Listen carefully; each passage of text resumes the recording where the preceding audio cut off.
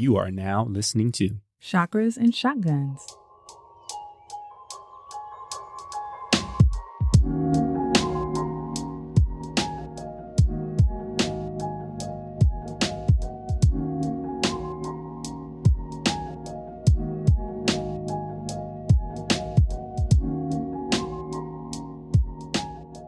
Welcome back to Chakras and Shotguns, episode 24. I'm Jen. And I'm Mick. Welcome back. What's going on, boo? What's good? You know, I'm good. Was playing around with one of my new toys today. Tell us about it. Yeah, we got the Flume water meter device. Basically, this device it connects to your water meter that's out, in your yard or in your basement, depending on where you live. And it basically monitors the water usage of your home. And there's a couple of good uses for it, I'd say. Mm-hmm. One is the environmental aspect. So you can kind of monitor who is using water in your house. You can tell it like how many people are in your house, and you can figure out like based on the people in your house, like when people are using like a large amount of water.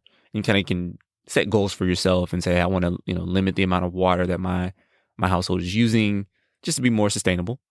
And then there is the financial aspect of that, right? Mm-hmm. If you have a leak, like we had a slab leak, was that about a year ago? Mm-hmm. And didn't really notice it until we kind of felt some hot water underneath one of the floorboards. One day, I'm like, what's this heat that's randomly here? Yeah. And realized that we had a leak down there. Thankfully, that signaled it and we caught it fairly quickly. Yes, exactly. But if we had not had that ability to feel through those floorboards, who knows how expensive that water bill could have been. So it helps there as well. And so, Yes. Got that installed, got the app hooked up, took like maybe 15 minutes to get it set up. And I'm, just kind of checking that out, playing with that. I love a new toy. So just playing with that. Yes, please let the record reflect that as the non-prepping partner, I put Mick on to the Flume. Mm-hmm, mm-hmm. I was reading an article about certain areas in California and their reservoirs and the creeks that they normally get water from have been dried out, and like the droughts are coming back sooner than expected. So like their water sources didn't really have a chance to recover, and what certain areas have been doing to encourage their residents to save water. And so one city, I forgot the city. I'll find the article and we'll link it in the show notes. But one city in California gave their residents a discount, like I think half off on Flume. And so long story short, they were saying that it could have caught leaks, and like they were talking about like someone's toilet was running while they were out of town and how many gallons of water that wasted. And it's just like ridiculous. And I think it's something that we don't really think about.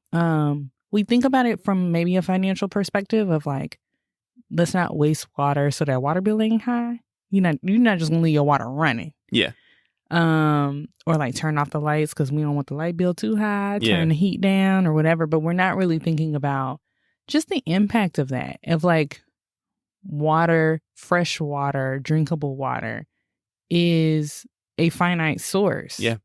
Or finite resource rather. And are we playing our part? Yeah, I think it's super important as we continue to see the effects of climate change and how that is affecting our environment overall. And I think we're going to see more constraints on in more places in the next few years. And so anything that we can do on an individual level and then on a collective level to try to, extend the shelf life of the resources that we have available, I think we should all be trying to do that. One of the features I really liked about the Flume is, when you're out of town, you mentioned the guy with the toilet. There's actually a setting where you can basically put like an emergency contact almost. Like it'll basically say like if you have a leak and you're out of town, you can, you tell the app I'm away, and then you put in a name and email address of someone that's like your neighbor or your parent or anybody you want to designate. It'll shoot them an email like, hey, Mick and Jen's water's leaking. Can you go by and check it out? Nice. And turn the water off, really. Yeah. That'd be nice. Yeah. So I think we talked about this. It would have been a couple episodes ago about like little small things that we're trying to do to be more sustainable. And from the waterfront, like we use reusable water bottles and like glasses around the house, but we also use like single-use water bottles too. I guess that could be a little bit more sustainable in and of itself. But when multiple people are drinking out of the same brand of water bottle, what ends up happening is you gotta swallow. I'm country. You gotta swallow here and a swallow there and left in the bottle. And we were pouring it down the drain. We're like, whose is this? We don't know. And like just taking a moment to stop and think and say, let's use that to water the plants. Or we could at least give the dog the water. So someone's getting a use out of it versus it literally going down the drain and we don't know what's happening to it. Yeah.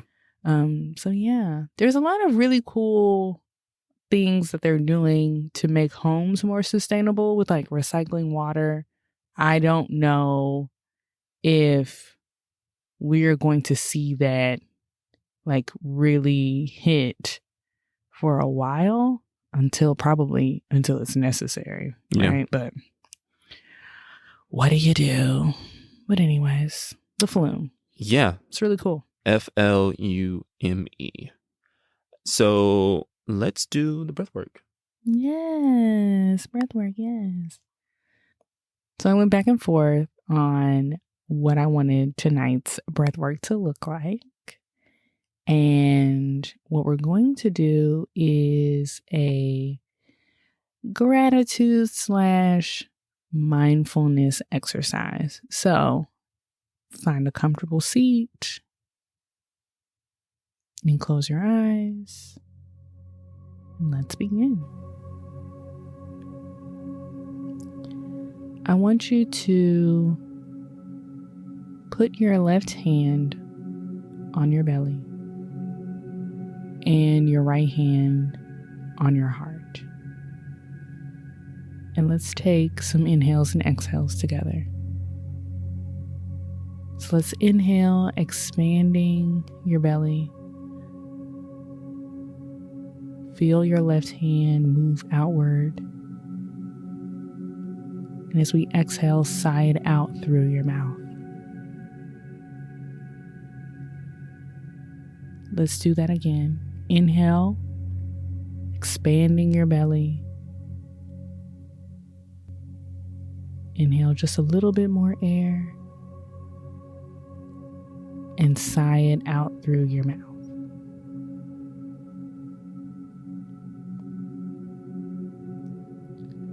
Inhale one more time together.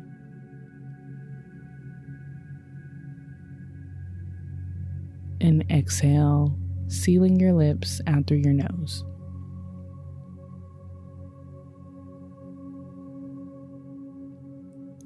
Now that we're aware of our breath, I want us to turn our attention and our awareness to our bodies, to this vessel that carries us from moment to moment, day to day. And I want you to feel in your body gratitude, trust, acceptance of your body and how it takes care of you.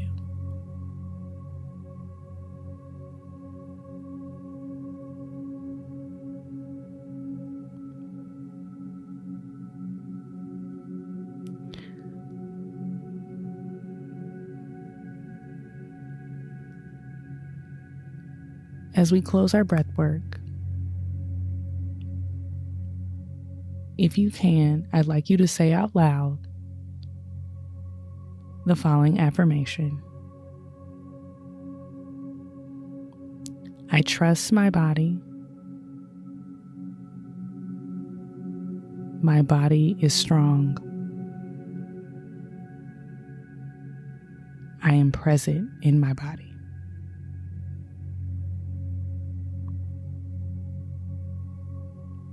All right. Thank you so much for that, Jen. I do have a little beef with you, though, for that breath work. Why? You know we had a long day today with these kids. And you gave me this relaxing ass breath work. And low-key almost just hit stop and just went and got into bed. Like I was over here just so at peace. Want to just hit that pillow. Side note, we got a lot of great feedback about the nighttime episode. So we are back here again at night. If you didn't catch that. Day and night. So enjoy the show. Yes. Nighttime edition. It's a little bit more relaxed. I think when we record during the day, we're, we have this window and we're very business. So this is a little bit more of a, of a vibe. For sure. Vibing. Let's jump into today's topic. Tonight, here and now, we are bringing a topic to the show that Mick and I actually talk about all the time. And that is spiritual discernment. And so what do we mean by that? Like that kind of comes off as like some term that we just like kind of pulled out of our ass. But what we mean by that, honestly, it could mean a couple of things. It could be the ability to have good judgment about those in the spiritual space. And we'll get more into what that looks like. But it's also just intuitively having good judgment, tapping into your gut when making a judgment or a decision about people, places, or things. You want to take it back to 9th grade, nouns. So how do you feel in your body when you're deciding how you feel about something? Yeah, that's super important. I think to Jen's point, we've talked about discernment a ton way before we even got to this phase of our spiritual journey. Mm-hmm. We talked about preachers who have stolen from their congregations. We talked about cult leaders. We've talked about just the regular scammers on Instagram. And particularly speaking of like Instagram, social media scammers, there was this Dana Chanel story that recently came out in the news that has been getting a lot of headlines, kind of grinding my gears as I read about that. Yeah, she's being sued by the Pennsylvania Attorney General's office for basically scamming, allegedly. Allegedly, she had 5011 businesses and had paying customers, but was providing them nada, nothing, okay? No deliverables, Allegedly. No products, allegedly. I think the thing that bothered me the most about that whole story was that as part of her multiple businesses, she has a Christian app. It's like a Christian affirmation app or something like that. And so I felt reading that story, she was using this app to give her like authenticity, to make her more trustworthy, allegedly, to make her more trustworthy and like, oh, well, you can trust me. Like, I am a God-fearing Christian woman and you can give me your money. And yes, I have these other businesses going on, but look at my app and it's so successful. And so she was then using the success of that app to offer app development. She was also doing credit repair. And then allegedly, she completely took advantage of these people. She also apparently has a really active social media presence. And I don't know if that's how people came to know her in the first place, but just like using that image to portray something that you want to use to like lure people in is very irksome to me if she did that, which allegedly she did. I think just going back to like the whole Christian app thing, right? I was reading some articles about it. And she was claiming that this was like the largest online ministry. And it reportedly had about 5 million users. That's a lot. That's a lot of people. I don't know. That's just, yeah. When I read that article, they were like, yes, and she claims to have 5. I was like, why y'all keep saying that? Like, what are the Carfax? What are the details? Yeah. I mean, I don't know. I feel for the small business folks. I mentioned previous episode somewhere that in January of this year, I started my own small business. And pretty much every single day, I get some sort of message LinkedIn, InMail, On LinkedIn. some sort of DM, an email that's like, hey, I can grow your, following. I can get you leads, 5-6 figure leads to really grow your business by 2-3 times in 30 days. It's just always something. Mm-hmm. And, there might be somebody in that messaging that is legit. Mm-hmm. Mm-hmm. But just the sheer volume of it, I just kind of just treat everything as if it's a scam. It's going down in the DMs. It is. Scammers. The scammers are there. So I just feel for the small business folks who fall prey to some of these schemes. And I really don't have a word of advice to like try to find the legit people. I mean, I just really focus on folks who maybe are a part or have at least been recommended by someone who's a part of like my inner trust circle. Right. That's like the only thing I can really go off of when it comes to some of these services. It's tricky, man, because there's so many people who have a real talent and like a real gift, whether that's a product or a service, but like maybe the administrative stuff is like not their forte. The legal stuff might not be their forte. And they're like, well, I do need help, Yeah. It just, and that just pisses me off. I hate seeing people take advantage of people. It's just like a huge pet peeve of mine. So moving on, I don't know if you all have seen this clip that floated around. It was probably like 3 or 4 years ago. There was this pastor. His name is Pastor David Taylor. And he was actually giving a deposition. And when I researched it, because I remembered the clip, but I didn't really know the context, but I researched it. Apparently, there was a follower of his who had donated like $1 million to him. And that woman was going through a divorce. Oh, it was a woman that gave the money? Yes. And so she was going through a divorce, and they wanted to basically account for where that money went as a part of her divorce hearing. Ooh, that forensic accounting. Exactly. So they're deposing him, and he is going through a list of, I think it was Louis Vuitton suits. There were some, I want to say it might have been Gucci that he went to as well. Sway. In the Bahamas, right? Sway. So I think he had like 30 to 40 grand of like wardrobe budget. And he's like, oh, I sweated through that suit, so I had to get another one. And the lady's like, well, he says, I'm a very frugal man. And she said, well, I'm not seeing Macy's on this credit card. And he's like, well, they don't have the kind of suits I wear. You know what I mean? And so, I talked before about how I try not to judge some of these pastors and how they move their money. Abundance mindset. And the abundance mindset episode, we talked about this. And so, I was like, dang, he got like a Bentley, a Benz, a BMW. He even talked about this $2.8 million residential center that he had. And he kind of got caught up like calling it a home, because that's basically where he lives, but it's owned by his ministry. And he was saying like, so who the hell lives there? He does. But he was saying like it's a place for the ministry. He was like, trying to finagle it a little bit. And so there's like a 3-hour clip of this. Like I got like the little like short clip that I went back and watched. But like get a lawyer, find a lawyer that's as grimy as you are to at least get your story straight. Right. A residential center. That's what he claims. Whose name is on the mail? Stop. Shut up. Oh my God. So anyway, again, I try not to judge, but in 2019, there's this article that came out about this same pastor, right? So not only was he kind of funny with his money, but the article was alleging that he was running his ministry like a cult. Mm. And so this thing about spiritual discernment, I thought about him.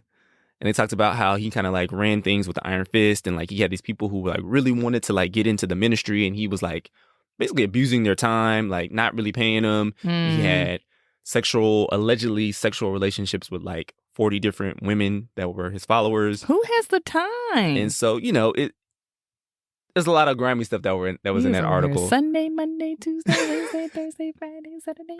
He was running through everybody. I mean, he can't even see him once a month, right? It's only 31 days in the largest. I mean, he might do some 2-a-days. 2-a-days. He's not a young man though. Like I can't even do like 2-a-day workouts. Like you know what I'm saying? He has the funds for pharmaceuticals apparently too. So we don't know. Oh man. Okay. that was just my thoughts on, thinking through spiritual discernment. I'm sure we have plenty of other examples to talk through, but that was the one that popped into my mind. The one that came to my mind was LuLaRoe. So if you haven't seen this docu-series, it's on Amazon Prime. It's called Lula Rich. It is so good, and it is obscene. This couple was basically running a pyramid scheme, selling leggings, and had these stay-at-home moms. Yes, they were ugly. Stop looking at me like that. Ugly ass leggings is what I was about to say. You was looking at me. I was like, I know you're going to talk about how ugly those leggings were. I did not own a pair. Look, no shade if anybody wore a pair of LuLaRoe. I did not own any. I didn't say you did. I wasn't accusing you at all, baby. I was just commenting on it. And I think what was funny about that documentary was the designer of the leggings was like, them shits was ugly. I was just like copy and pasting and changing the color and like. Yes. New pattern. Like. It was like this ridiculous operation. You should really watch it if you haven't already. But I think the thing that really made me feel gross about it was the fact that the couple that started it, they were God-fearing Mormons. And it was just this cult of personality. It was like, you wanted to get close to the couple and like, oh, if they recognized you and recognized your sales or how many people you brought into the scheme or whatever, that was like, it made you feel like you were a better person. And they ended up ruining a lot of people's lives. But I think also like leading with like, oh, we met and we're Mormon. It was like, it gave them this like base level of, oh, they're like me. Or even if you weren't Mormon, but you're a Christian, you're like, oh, okay. Like they believe in God. Like you're assuming that them being members of this particular religion means that you don't have the same like foundational level of ethics and morals and beliefs.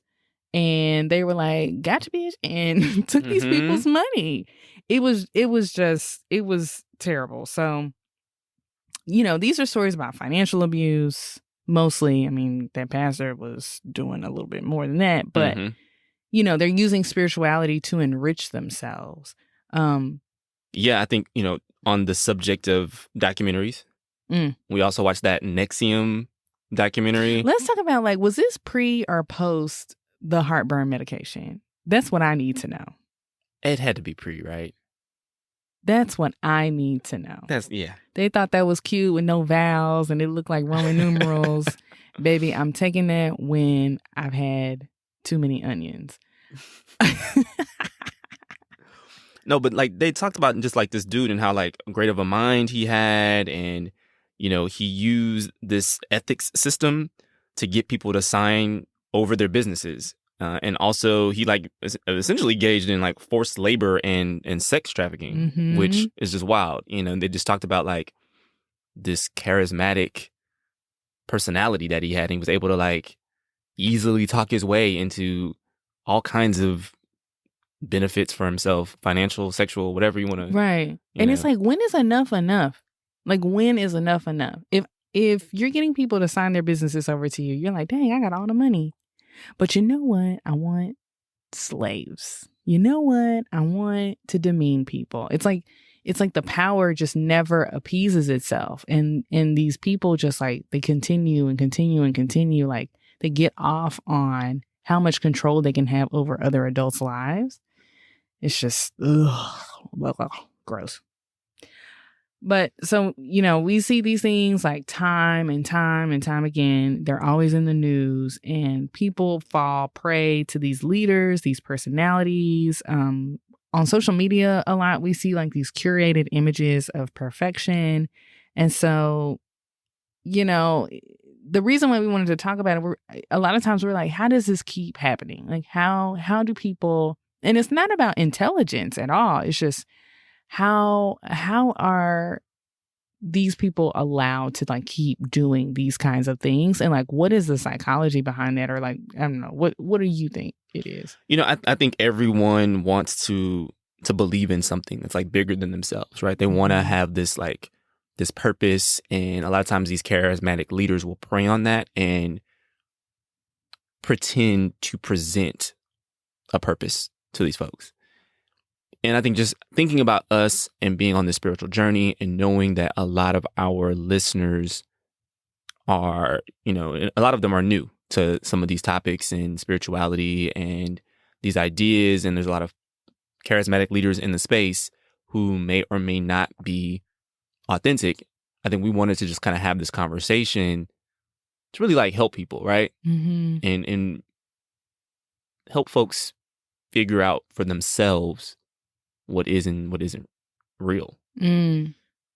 I think I was thinking about this episode and our 2 episodes ago, I think it was, the Enneagram episode. This is like an aside, but I was kind of Googling things about these cult leaders, and I was thinking, okay, like, is there any connection with like cult leaders and a specific Enneagram type? So that took me down a rabbit hole. And for those of you guys who are ever on Reddit forums, you can go down a whole rabbit hole. I love Reddit. When you get into Reddit. And so there was a whole Reddit thread talking about this. And people were like throwing out what they thought cult leaders tend to be when it comes to Enneagram types. And so the consensus seemed to be 3s, 8s, and 1s as the dominant types. And so then I stumbled upon a research paper that was done by someone, I think it was at Southeastern University. Okay. And they were looking at pastors of megachurches and what Enneagram types those pastors tend to be. So they actually tested a lot of pastors at some of the local megachurches in their area. And by far, I think it was over 70% of the largest churches were 3s and 8s. So the Reddit forum wasn't that far off. I mean, if you want to like kind of correlate like leaders, religious leaders, people who can galvanize people who are followers, right? Pastors and cult leaders, they're, kind of 2 different sides of the same coin in some respects, right? 3s are really good at projecting a certain type of image, an image of success, and 8s can be leaders. They're very direct. There's a lot of politicians in that list that we read off when we did the Enneagram episode, like just thinking about that type of leadership ability. Yeah. So I just thought that was interesting, that you can use your power as an Enneagram type for good or bad. With great power comes great responsibility. Shout out to Uncle Ben. I do want to say that if you listen to our Enneagram episode and you are a 3 or an 8, that does not mean that you are a terrible person. However, if you are thinking about starting a group, just proceed with caution. Like, make sure you're not doing cult-like activities. I mean, I'm joking, but we don't think all 3s and 8s are cult leaders, but that's very, very interesting that, I want people to be individuals, but it's interesting how we can start to like, everything comes back to like groups and collectives and similarities and these themes that overlap, which is very interesting to me. That this type of person tends to find themselves, not tends to, but like this type of person tends to be in this type of group, I guess. Yeah. This type of personality type. They did kind of drag my type in that Reddit thread. They were like, oh, you was going to skip over that? I mean, we were talking about the leaders first. So the thread actually asked like, which type would be the leader of a cult and which type would most likely join a cult. Oh. And they said 6s were probably the ones that would be joining the cult. Oh, dear. I disagree with that, but whatever. Well, as we get further into this episode, I'll raise my hand as to where I think that might pop up for you. It's a surprise. All right. And I guess me being a 9, I'm just like, whatever. I wonder if I would be a follower of a cult. Not me personally, but a 9. So that's what I'm saying. I would think a 9 would be more likely not to raise a stink and just kind of go along with things and find themselves. Poor boundaries, not saying what they don't like. So don't drag 6s, because 6s, we have a healthy skepticism and fear of things. We're going to be looking at y'all, like, what y'all doing over here? So anyway. Yeah. I was going to make a dark joke. Be like, yeah, I guess I could drink that Kool-Aid. Okay. I prefer tea, but. All right. My personal thought on how this happens is when we think about the spiritual and like when we talk about the spiritual as far as like the elements, like there's air, fire, earth, water. I was like, shit, which one am I missing? Air, fire, earth, and water. The fifth element is ether. And that's like the spiritual. And when you think of ether, it's like, it's almost like a gas, I guess, right? Like, isn't ether like a gas, or it's ethereal, it's amorphous, it's something that's hard to physically hold or taste or see or smell or hear. And so when I'm thinking about something like that it's so hard to wrap your arms around in the physical sense, someone telling you, I've studied this, I've experienced this, I hear from God and angels and spirits, and I know these things because I've lived it. I think there is, not that that person is a bad person, but I think that there is a, it's like, this person has a handle on it. Let me learn from them. And if they're charismatic to boot, it's kind of, it could be a recipe for. Yeah, you can easily fall into their kind of orbit. Yeah. So I wanted to kind of go through how we can recognize when someone might be trying to take advantage of you, in this spiritual space. So when we're talking about discernment of those, who are in that spiritual area, some things you might want to look out for. First, kind of this idea that extreme admiration or love is required. Like, you have to like worship the leader almost. And we see this in traditional churches all the time.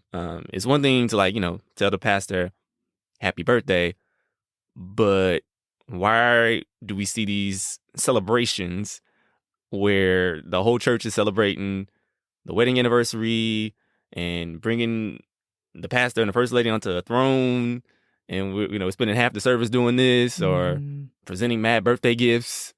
You see that a lot. So, I mean, I think that could be a slippery slope toward kind of this, like, you have to adore your spiritual leader. So it's very tricky. The line is very thin as to what that looks like, right? Because growing up, and I'm from Dallas, so like growing up, we have these huge mega churches like that are known on a national, international level. It was like a gang. Like growing up, you would hear people be like, well, I go to this church. Okay, girl.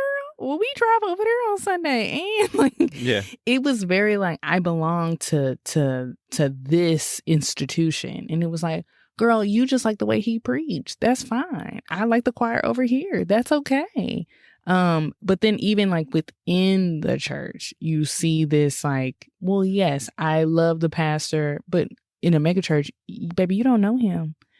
And I'm saying him because usually they're men, but like we'll say them. You don't really intimately know this person, but you recognize this person is the leader of your church where you like to go to worship. It's one thing to be like, yeah, let's celebrate that it's their birthday. Let's sing happy birthday. Oh, we're going to do a gift. Okay. Oh, y'all want to do a love offering for their birthday too? Well, that surely looks like a custom Gucci suit. But that's fine.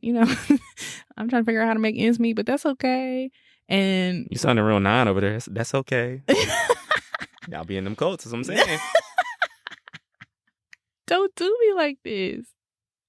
Don't do me like this, Mick. I'm stronger than that. Okay. Anyways. So, yeah, it's like the offerings and, this and the other. And before you know it, it's like, or if you try and say something like, I didn't really like that. And someone's like, don't say that. It gets shut down very quickly. It's like, that's the pastor. And it's like, I don't like the way he's moving. No, I hear you. So that can be a sign. And I think we're talking about the church here because that's what we know as far as like institutional spirituality, but that can happen in a lot of different things. One story I wanted to bring up was this guru, she apparently just passed away, Guru Jagat. was this woman in LA who had this yoga studio. It was like Kundalini yoga. And it was very cult-like. I don't think it had fully reached like full-blown cult, but it was extreme admiration and love was required. It was a constant test of how much did you love Guru Jagat? Like, how much did you love her? How much did you love her? You know, did you do this for her? Did you do that for her? And it was, you know, everyone around you in that environment, in a yoga studio. Yeah. Everyone around you in that environment was constantly like questioning whether you were really committed to her. Yeah. So. Didn't we see something similar to that with, I think it was Bikram Yoga? Yes. Yeah. I just hate that. I love yoga. And there's so many beautiful things about yoga. And again, it's like, I hate this perversion of something that is good.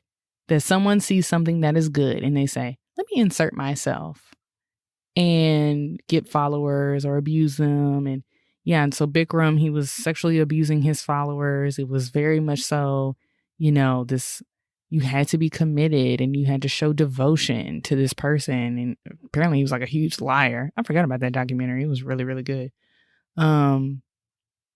But yeah, it was and terrible because, I mean, Bikram's a little hot for me, but people really, really liked it, and to the point where they don't do it anymore. And it was something that really had a profound impact on their lives, but they can't separate the man from the yoga. Yeah.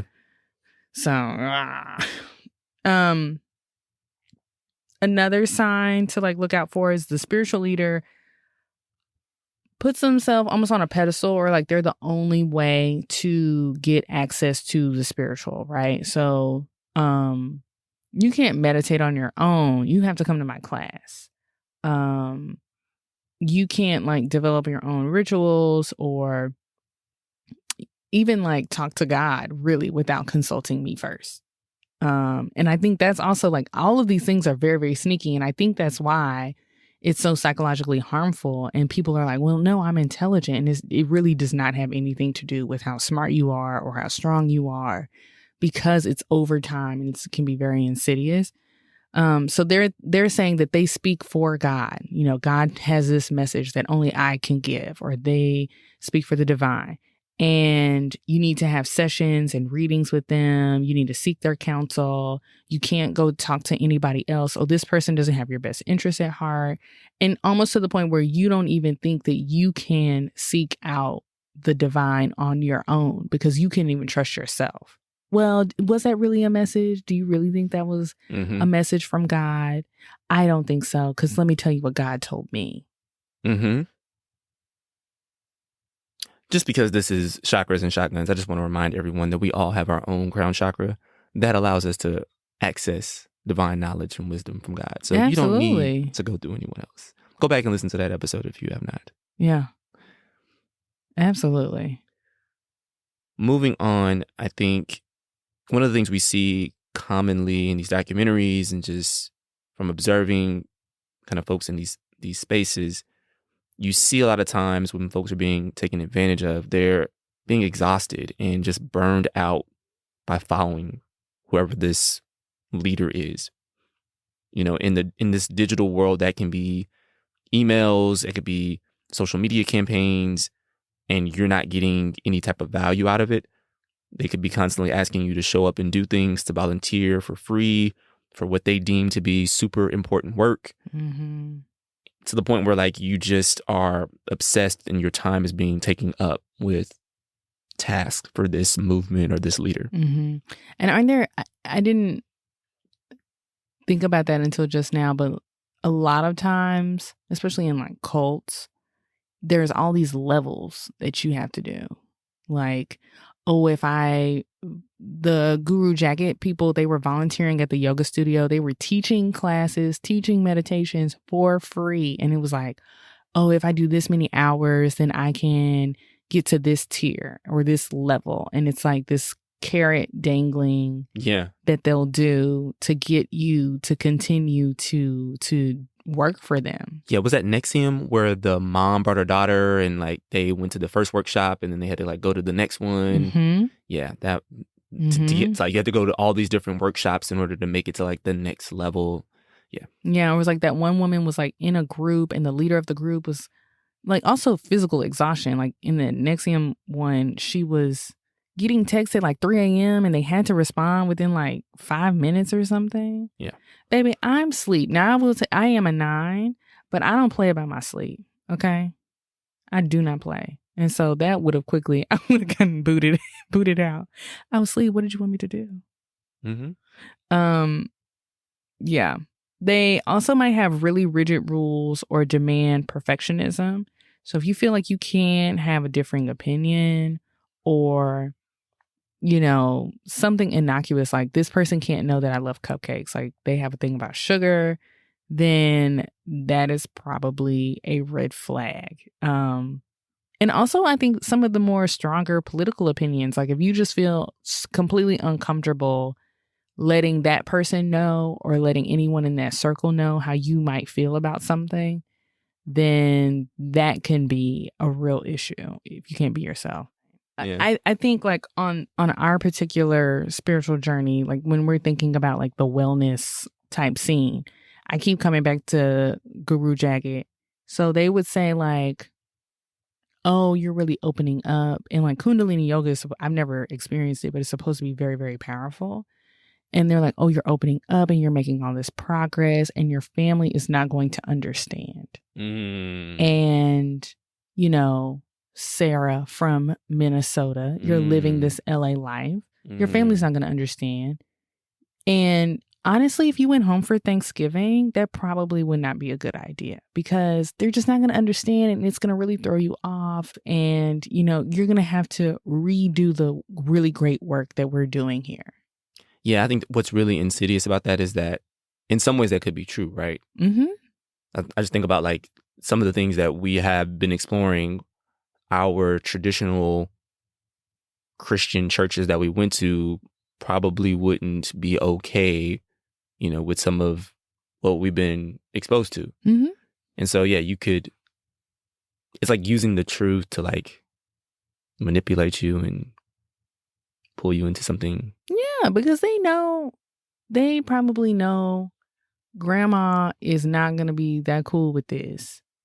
And I think what's also really grimy about that is, so I tell the guru or whatever, you know, I came from this really close-minded family from the Midwest. And like my grandmother, you know, she doesn't accept anything that's not Christian. We can't even have playing cards in the house, whatever. Thanksgiving comes around. I said, oh, I'm thinking about going home for Thanksgiving. Ooh, well, you know, your grandma's not going to like that. Mm-hmm. And that's going to set you back. And so they're also using something that you trusted them with. They throw it back at you. It's something you know that is true. And so that keeps you from saying like, well, no, I'm stronger than that. I also don't have to talk about Kundalini yoga the entire time. I can get my turkey and go. But it starts to, you know, and depending on how long the manipulation is, how entrenched you are, how long you've been going to this place or this institution or talking to these people, or how much of your time that's really taking up, it's a lot harder to recognize, I think, when you're in it. That's fair. The last one on our list, do you feel afraid when you're interacting with this person? And it might not necessarily be like they physically scare you, but do you feel fear about the outside world or what can happen if you don't follow exactly what they're telling you to?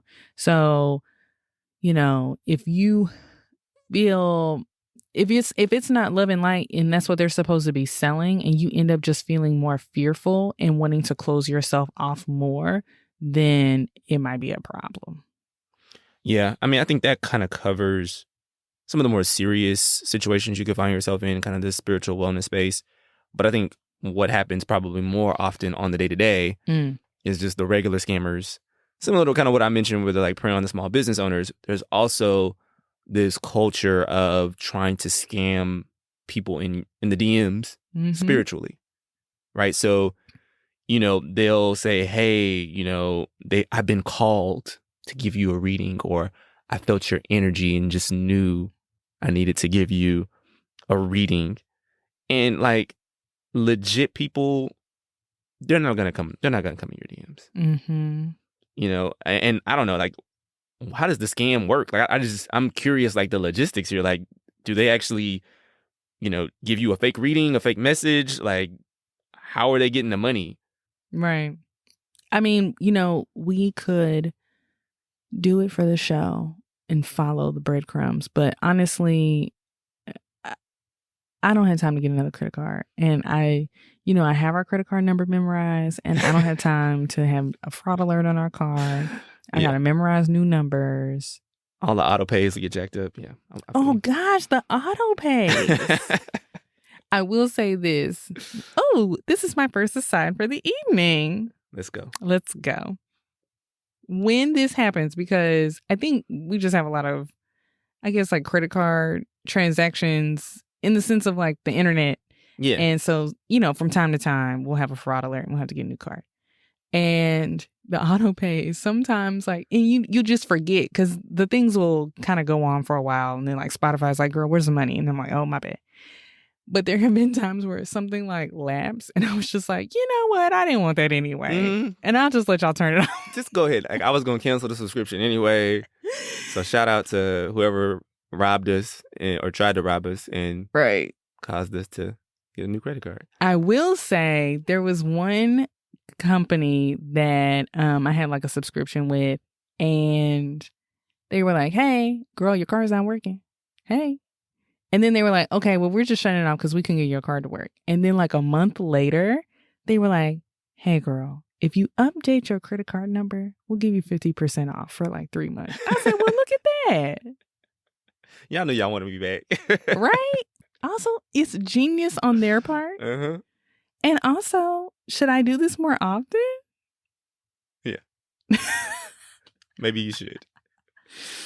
No, but speaking on those like Instagram scammers, I think another thing that I've seen a lot of and just kind of want to put it out there for folks to make sure they're aware of, you'll see a lot of like duplicate accounts, but they're not quite duplicates. They'll like mimic someone who has a large following in the spiritual space, and they'll like put an underscore at the end of the name or like in the middle somewhere, or they'll like change a O to a 0, and then they'll say something like, oh, this is my backup account. If you like call out that they have like fewer than the usual number of followers that you see on like their main account, and then we'll like try to get you to buy a reading or something from them.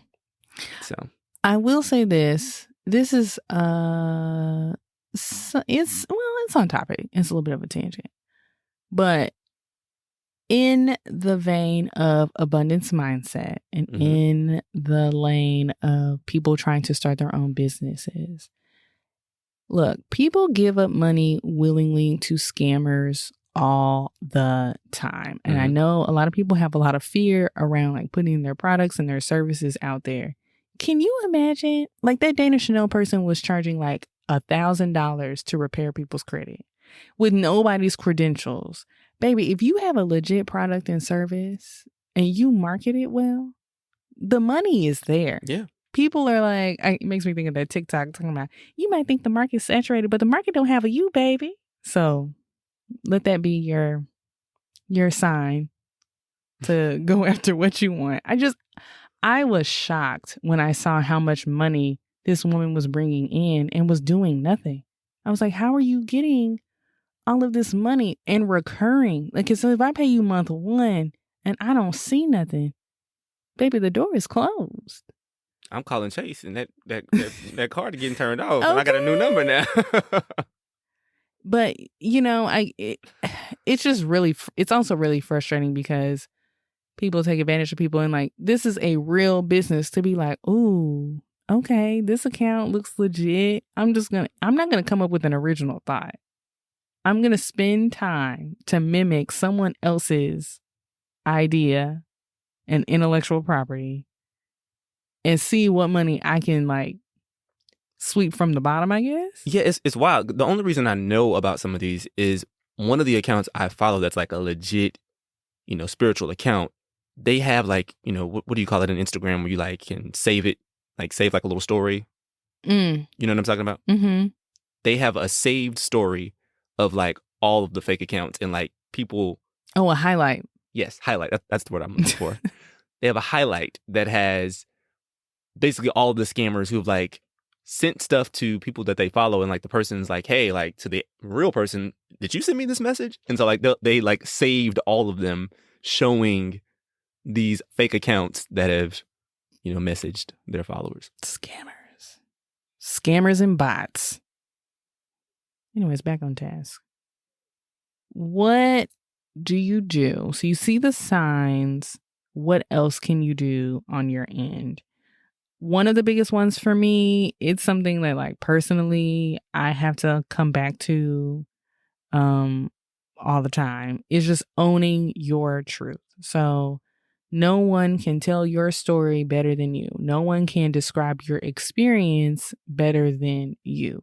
So I think why I wanted to do that breath work and show gratitude for ourselves, our heart, our body, is that you're acknowledging being in this body and living this experience and being present for it.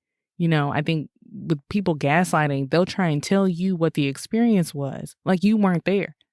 And so owning your truth is such a huge, huge factor for making sure you're navigating around the scammers and the sociopaths. I also want to say that in some of these moments, I think in these personal interactions where someone's trying to manipulate you, try to ask yourself, what is this person trying to assign to me? Like, I actually had a recent situation where someone tried to assign like a character trait to me, and it was a very uncomfortable situation. It was very triggering because it's happened to me before. But I think the ultimate takeaway that I had from that, and the line that I'm going to use in that situation, is, I love you, but I'm not going to let you assign that to me. Like, that's not mine to hold. That's not my truth. And I found myself asking myself, like, is this true? And like really almost searching for an affirmative, when I knew my body was already like, girl, no, we're not doing that today. So, making sure that someone can't know you better than you know yourself. I think people say that like, oh, you know me better. No one can, sweetheart. Yeah, I think building on that, right? A lot of times these figures, these spiritual folks, or even the scammers pretending to be those spiritual folks, will say something and folks will latch on to that, right? Mm-hmm. And I think one thing we should do, and we'll talk a little bit more about this when we talk about human design, but like really sitting with your body and trusting your gut and listening to how your body feels Mm-hmm. when it comes to the energy of that person, I think can really help you to have that discernment when it comes to listening to some of these opinions and thoughts. And to Mick's point, how did this person make you feel, especially when you first met them? Because sometimes you first meet people and they don't even have to be, they can just be regular smuggler people, right? Like, oh, this is my friend Bob. And you're like, I'm not feeling it. I'm not feeling it. And you'll rationalize it away, right?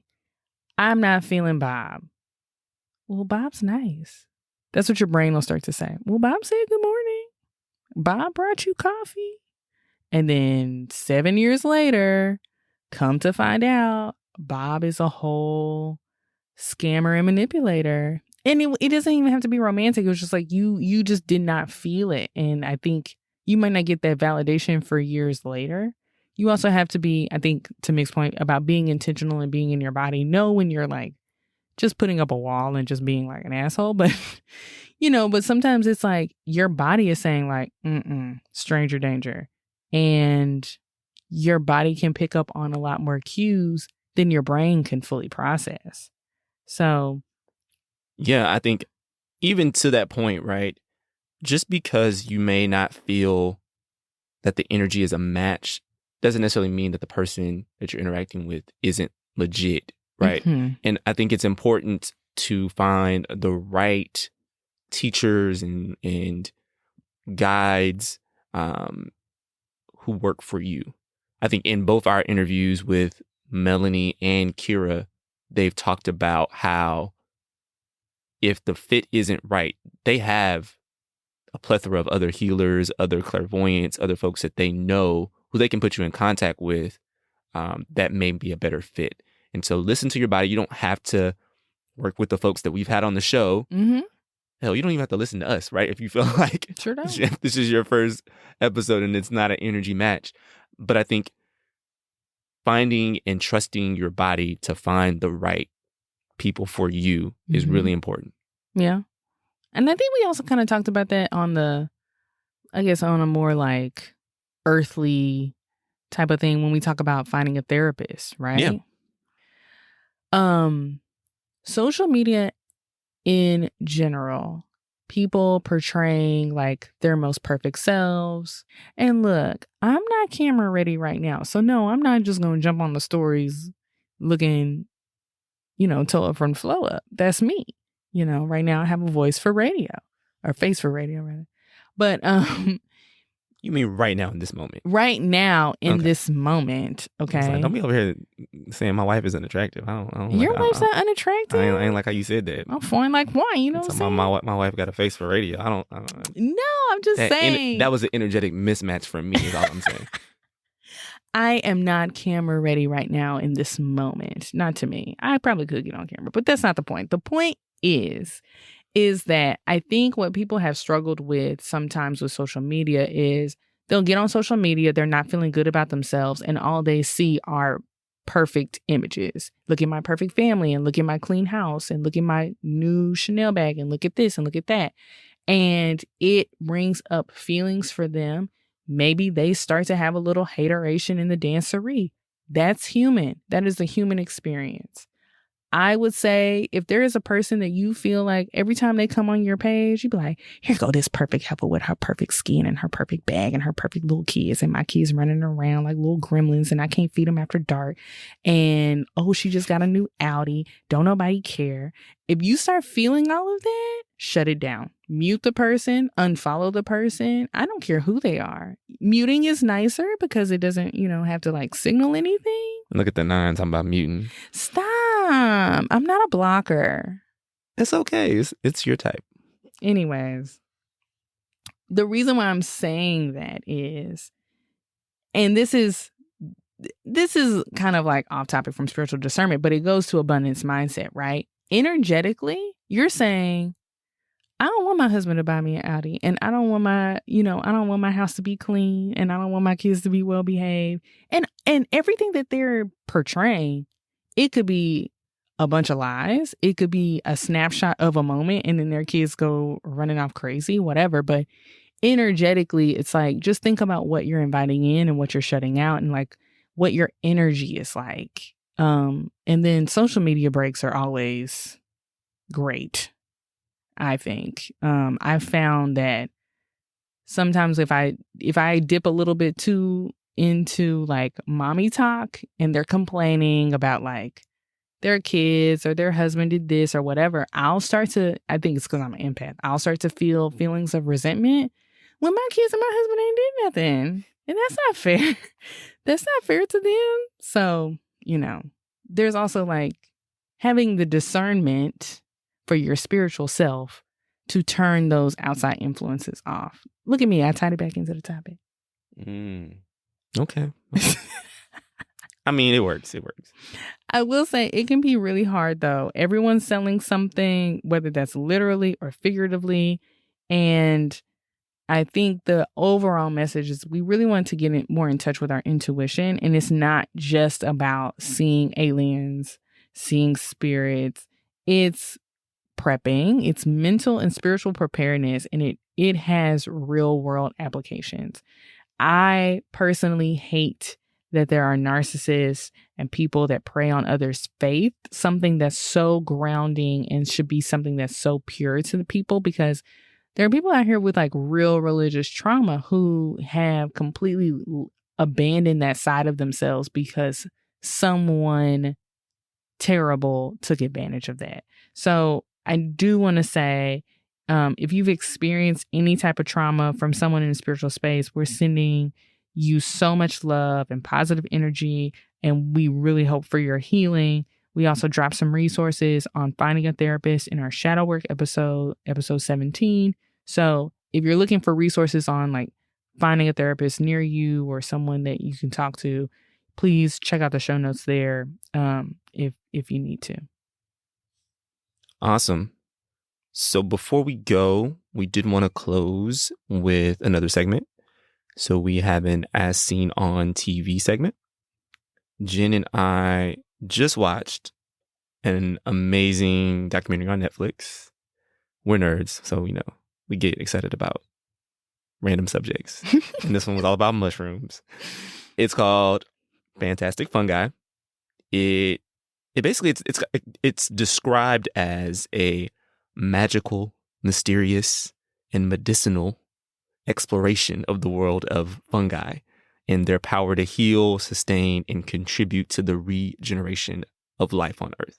Now, I know that sounds really lofty, but I think as we were learning about it, I was like, yo, are mushrooms gonna like save the planet? Like, it was like legit dope. I think it was just really fascinating from, a scientific perspective. And they just showing how like some people who like are pretty much amateurs, they are like leading the way in the space in a lot of ways. And, they're just discovering these properties of mushrooms that haven't really been explored before. Mm-hmm. I don't know if I was just like emotional, maybe a little hormonal, but at the end I cried. It's short. It's like an hour, 20 minutes. There are some really, really interesting properties to me from an immunity perspective. Also, of course, from a spiritual perspective that we really hope scientists continue to explore. Australia, actually. Shout out to our listeners in Australia. Good day, mate. Good day. Australia just approved, or they're on the brink of approving, using psychedelic mushrooms to treat anxiety and depression. And apparently one trip on mushrooms could have effects that last for months, like could actually like get rid of your anxiety or depression for months, which could really, really disrupt that industry when it comes to pharmaceuticals. So of course, capitalism is not incentivized to look into this, but I think it's really, really cool. I guess I feel like mushrooms are next up, like marijuana and all of the studies about its impacts on different things and microdosing, and we're seeing legalization, slowly CBD rolled out in a lot of states. So, yeah, I feel like mushrooms are like next. And however you feel about mushrooms, like psychedelics, it's just really, really interesting to watch, and these people have had really profound experiences. But also the mushroom, like lion's mane mushroom, they think it could actually like rebuild neural pathways in your brain. It could be effective for people with Alzheimer's, like rebuilding those areas of the brain that might have deteriorated and like help with like memory loss. Like, that's crazy. Turkey tails mushrooms, which I had never even heard of before. There's also like a treatment that they're using in cancer research. I personally prefer like a portobello with maybe a little garlic and a little thyme. But yes, I think what was really interesting, right? She over here talking about food. I love shiitake, oyster mushrooms, deep fried. It's like a vegan po' boy. Button. Okay. So good. Sorry. What was actually funny about this was right after we finished watching the documentary and I finished crying all over myself, I went to the grocery store because I had to pick up my turkey, and some couple other things. But when I walked into the store that I go to all the time, I just like intuitively like floated. I just made like this beeline to this area in the produce section and found myself in front of all of their mushrooms. Like there's like the traditional like mushrooms that are in the like little plastic carton, but they had like a little setup at this grocery store with like a bunch of different kinds of mushrooms. Then I was like, okay, so maybe we should look into adding some mushrooms to the garden. However, I do want to caveat, legal disclaimer, we will only be growing, non-psychedelic mushrooms. I don't have time for the DEA showing up at my door. So, maybe an oyster, maybe a shiitake.